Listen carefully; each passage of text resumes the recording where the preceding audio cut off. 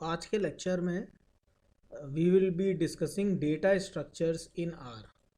सो R में यदि data structures की बात करें तो सबसे पहला डेटा स्ट्रक्चर है एटॉमिक वेक्टर। फिर लिस्ट काफ़ी कुछ वैसा ही है जैसे आपके पाइथन में होता है। Then arrays, matrices, data frame और छठा है फैक्टर। तो आइए एक तरफ से स्टार्ट करता हूँ, मैं आपको एटॉमिक वेक्टर्स के बारे में बताता हूँ। वेक्टर डेटा स्ट्रक्चर को we can classify into two parts, atomic vectors and list, जैसा कि आपको यहाँ पे फिगर में दिख रहा है। ठीक। और length of vector is basically the number of elements in the vector. हर एक जो भी नंबर ऑफ एलिमेंट्स हैं और इनको लेंथ फंक्शन से हम इसकी लेंथ पता लगा सकते हैं। Okay, so they have three common properties: function type, function length and attribute function। इसको मैं अभी आपको रन करा के दिखाता हूँ कि इसका क्या मतलब है, कैसे वेक्टर को क्रिएट करें। एक तो मैंने आप लोगों को पहले तरीका बता रखा है कि सी को लिख के हम वेक्टर को क्रिएट कर सकते हैं। दूसरा तरीका है कोलन ऑपरेटर से 1:10 लिख दें तो भी जो आउटपुट आता है वो वेक्टर ही आता है। तो आइए पहले तरीके से देखते हैं। एक्स, मैंने आपको बताया ये भी यूज़ कर सकते हैं। ओके, या आप लिख सकते हैं एक्स इज इक्वल टू 3:। ठीक। तो इससे भी ये पहला तरीका है जिससे आपको वेक्टर मिलता है।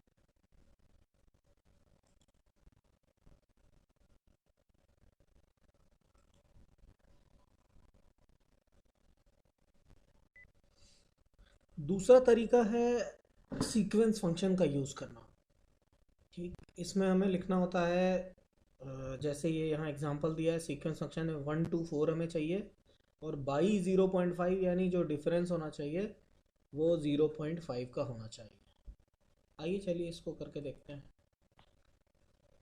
y इक्वल टू SEQ और यहाँ मैंने लिखा 1,8 और y देख लेते हैं कैसे है। y इक्वल टू 2 मैंने लिखा। ओके, तो ये देखिए एक एक एक से शुरू हो और 8 या 8 से कम हो। ठीक, तो इस हिसाब से ये 1, 3, 5, 7 जनरेट हुआ, तो ये भी एक वेक्टर है। तो अब आते हैं टाइप्स ऑफ एटॉमिक वेक्टर्स पर। तो टाइप्स ऑफ एटॉमिक वेक्टर वही जो आपके बेसिक डेटा टाइप्स होते हैं। इंटीजर हो सकता है, न्यूमेरिक, न्यूमेरिक के डेसिमल, कैरेक्टर हो सकता है, या फिर लॉजिकल यानी ट्रू फॉल्स का वेक्टर हो सकता है। जो हमने ग्रेटर देन और लेस देन में देखा था कि हम उसमें जो हमें आउटपुट मिल रहा था वो ट्रू और फॉल्स का वेक्टर मिल रहा था। जैसे कि मैं यदि देखूं x greater than y type का कुछ एंटर करूं तो ये देखिए ट्रू फॉल्स का एक वेक्टर मिल रहा है। ओके, तो ये आपका हो गया लॉजिकल वेक्टर। ठीक। न्यूमेरिक वेक्टर जो है वो है आपका जो नंबर्स हैं वो डेसिमल हो सकते हैं, वो इस तरीके से हो सकते हैं। ओके, जहाँ पे हमें डेसिमल में नंबर्स हैं हमारे पास। इंटीजर वेक्टर में नंबर्स हैं हो पर डेसिमल ना हो, जैसे कि इस एग्जांपल में पॉज करके आप देख सकते हैं, रन करा के भी देख सकते हैं। ओके, और एज इंटीजर फंक्शन से आप इसे इंटीजर डेटा टाइप में कन्वर्ट कर सकते हैं। एज डॉट जो कई फंक्शंस हैं वो एक दूसरे में डेटा कन्वर्जन में हेल्प करते हैं आपको। अब आते हैं कैरेक्टर वेक्टर पे।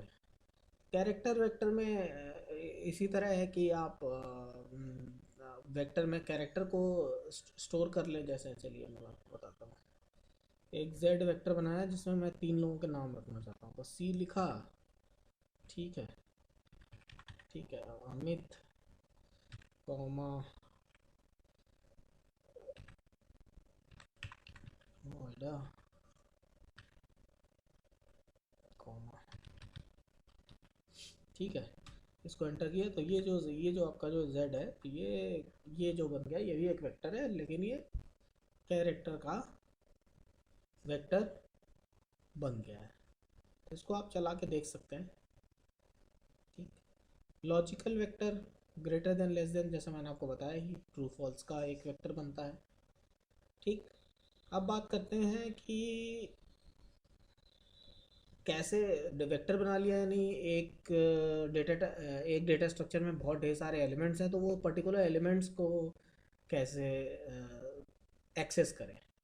तो indexing with integer vector, indexing with character vector और इंडेक्सिंग विथ लॉजिकल वेक्टर, ये तीनों अभी हम लोग देखेंगे। ठीक, तो सपोज़ कीजिए कि हमने ये बड़ा वेक्टर बना लिया था। तो सिंपली जैसे हम लोग एरे में एक्सेस करते हैं, वैसे हम यहाँ पे यहाँ पे जो एक्सेसमेंट इंडेक्स है आर में 1 से शुरू होता है। तो हमने 2 लिखा, तो 2 ये सेकेंड वाले एलिमेंट को ये एक्सेस कर लेगा। चलिए यहाँ पे देखते हैं कि मान लीजिए हमें नोएडा को एक्सेस करना है, तो मैं z क्या लिखूँगा, 2। ओके, तो ये नोएडा एक्सेस हो जाएगा। यदि मैं z3 लिखूँगा तो बनाना एक्सेस हो जाएगा। इसी तरह z1 लिखूँगा तो फिर क्या एक्सेस होगा। ठीक, तो इस तरीके से हम एलिमेंट्स को एक्सेस कर सकते हैं। ठीक, तो आइए एक नए तरीके का की भी इंडेक्सिंग हो सकती है। कैरेक्टर वेक्टर से भी हम इंडेक्स कर सकते हैं, जहाँ पे फिर हमें इंडेक्स का नाम बताना पड़ेगा। ओके, तो उस केस में वेक्टर को बनाते समय ही बताना पड़ता है। तो लाइए, चलिए इसको कॉपी कर लेता हूँ मैं। ओके, और पेस्ट कर देते हैं। ठीक, तो इसमें देखिए क्या हुआ कि मैंने बोला 22 का इंडेक्स शुभम है, 23 का इंडेक्स अर्पिता है और 25 का इंडेक्स वैशाली है। तो ये कुछ इस तरीके से दिखने लगा। अब आपने जब अर्पिता इंडेक्स को एक्सेस किया, तो वो उसने उसकी वैल्यू दे दी। तो ये भी एक तरीका है, डेटा साइंस में इस्तेमाल में आएगा।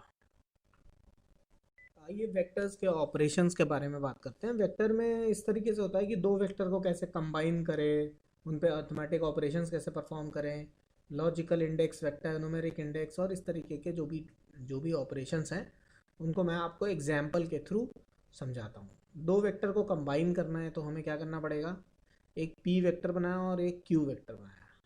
कंबाइन करना है तो एक तीसरा वेक्टर लीजिए, पी कॉमा क्यू लिख दीजिए, और ये आपका वेक्टर कंबाइन हो जाएगा। ओके, तो आइए देखते हैं, इसको डिलीट थोड़ा साफ कर देते हैं। ओके, अब आर को देखते हैं। देखिए आर ने कंबाइन कर दिया, बट इंटीजर को कैरेक्टर में कन्वर्ट कर दिया। तो वेक्टर में सेम टाइप का डेटा रहता है। तो जनरली यदि इंटीजर कैरेक्टर आप दोनों डालेंगे तो फिर वो उसको बाय डिफ़ॉल्ट कैरेक्टर में कन्वर्ट कर देगा। ठीक, ये मतलब आर की प्रॉपर्टी है। अर्थमेटिक ऑपरेशंस में आपको ऑलरेडी बता चुका हूँ कि जब हम ए प्लस बी लिखेंगे तो वो क्या करेगा, पहला एलिमेंट पहले से जोड़ देगा, दूसरा दूसरे से जोड़ देगा, और इस तरीके से ये डिफरेंट टाइप के जो ऑपरेशंस हैं उनको परफॉर्म करेगा। चलिए इसको चला के देख लेते हैं। ओके, ठीक, तो ये देखिए चारों ऑपरेशंस आ गए। वो एलिमेंट बाय एलिमेंट कर देता है। ये आर की अपने आप में एक बड़ी पावर है, क्योंकि डेटा साइंस में इस तरीके के ऑपरेशंस अक्सर करने की ज़रूरत पड़ती है, और लैंग्वेजेस में इसे लूप के थ्रू इम्प्लीमेंट करते हैं, या एक फंक्शन होता है उसके थ्रू करते हैं, बट यहाँ पर ये डायरेक्ट है। आइए देखते हैं लॉजिकल इंडेक्स क्या चीज़ होती है। अब हमने एक वेक्टर बनाया जिसमें ये नाम रख दिए, ओके, और एक दूसरा मैंने ट्रू फॉल्स का बनाया, यानी लॉजिकल बना दिया।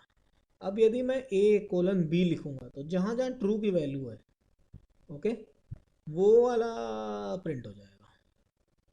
तो इसको एक बार थोड़ा सा आपको पॉज करके समझना पड़ेगा कि ये कर क्या रहा है।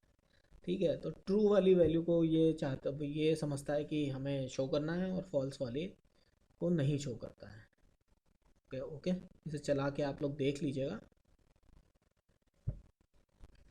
ये न्यूमेरिकल इंडेक्स का मतलब मैंने एक वेक्टर बनाया जिसमें ये सारे नाम लिखे हैं। ओके।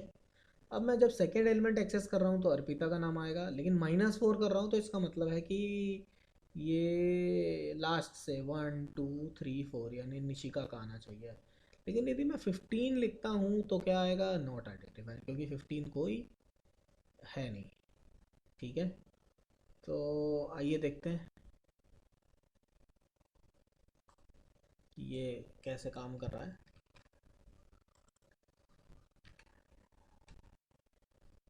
ठीक है, -4 के केस में समझ लीजिए कि इसने क्या किया है। 1 2 3 4, ठीक है, और ये इसने सुमित तक लिखा है। ठीक है, इसको समझने की कोशिश करते हैं। 15 तो है ही नहीं। ठीक है, सेकंड आपको समझ में आ गया। ये -4 में इसने क्यों ऐसा किया, इसे समझने की कोशिश करते हैं। ये आपको ऐसे समझ में आएगा। मैं एक वेक्टर बना लेता हूँ, x 1 से लेके ना 10 तक उसमें नंबर स्टोर कर देता हूँ। यदि मैं x -1 लिखता हूँ तो क्या हो रहा है देखिए, यहाँ पे दिख रहा है बाकी सारे आ रहे हैं, -1 नहीं आ रहा है। पाइथन में थोड़ा सा उल्टा होता है, वो -1 यानी लास्ट वाले को एक्सेस कर लेता है। यहाँ पर क्या होता है, बाकी सबको दे देता है। अब यदि मैं x -2 लिखूं तो फिर क्या होता है? देखिए, इसने सेकेंड वाले को माइनस कर दिया और बाकी सबको शो कर दिया। ठीक, तो इसी तरह मैं यदि -4 लिखूं तो आर में ये माइनस इंडेक्स इस तरीके से होता है। पाइथन में तो लास्ट से फोर्थ वाला डिस्प्ले करा देगा। तो ये आपको नेगेटिव इंडेक्सिंग इसमें ऐसे होती है, और डेटा साइंस में बड़ा ज़रूरी रहता है। कई बार हम चाहते हैं कि एक दो एलिमेंट ना आए लेकिन बाकी सारे आए, तो उन सब जगहों पे इसको आसानी से हम लोग यूज़ कर सकते हैं। आइए, अगला टॉपिक है डुप्लीकेट इंडेक्स। ठीक, अब डुप्लीकेट इंडेक्स का मतलब ये है कि यदि मैंने ये क्यू वेक्टर था। अब इसमें मैंने यदि 4 को 2 बार रिपीट कर दिया तो फोर्थ जो एलिमेंट है 1 2 3 4 यानी गुंजन 2 बार रिपीट हो जाएगा। इसकी भी हमें डेटा साइंस में कई बार अपने लॉजिक में इसकी ज़रूरत होती है। तो ये इसके लिए दिया हुआ है, या हम ऐसे कर सकते हैं। ओके।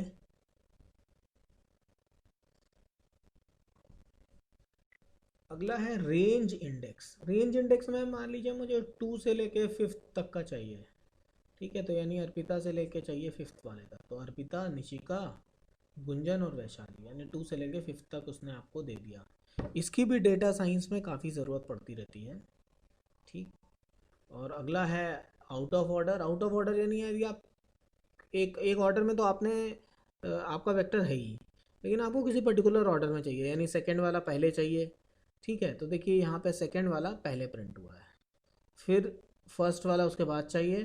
तो इस तरीके से भी हम कर सकते हैं। इससे हम अपने जो भी हमारा रिक्वायर्ड ऑर्डर है, किसी भी कॉलम को वेक्टर में ले लिया और जो भी रिक्वायर्ड ऑर्डर है हम उसमें अपने आउटपुट को प्रिंट करा सकते हैं। चलिए, इसी के साथ हमारा वेक्टर डेटा स्ट्रक्चर फिनिश होता है। नेक्स्ट वीडियो में हम लोग लिस्ट की बात करेंगे।